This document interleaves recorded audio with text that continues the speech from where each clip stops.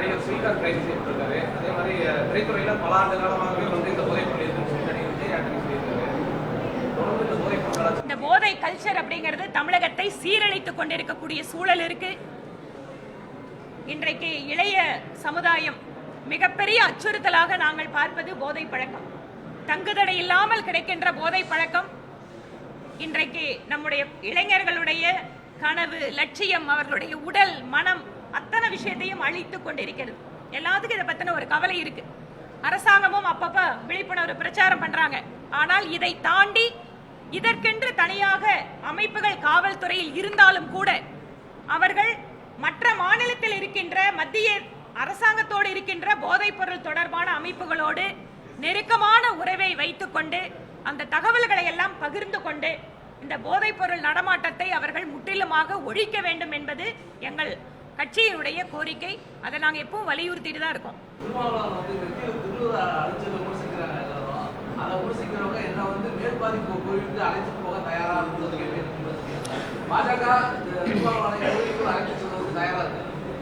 இந்து முன்னணி மாநாட்டை பத்தி நீங்க எல்லாரும் கேள்வி கேட்கறீங்கல்ல, நீங்க எல்லாரும் அந்த வீடியோ பத்தி கேள்வி கேட்கறீங்கல்ல.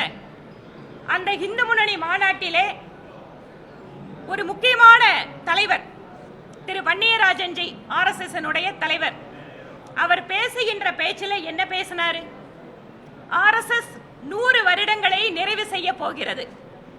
100 வருடம் இந்த நாட்டில் இருக்கின்ற ஒரு அமைப்பு இந்த 100வது வருஷத்துல நாங்க என்ன லட்சியத்தை வச்சிருக்கோம் தெரியுமா அப்படின்னு அவர் 3 விஷயத்தை சொல்லியிருக்கார். அதைவே நான் திருமாவளவன் அவர்களுக்கு என்னுடைய பதிலாக சொல்கிறேன்.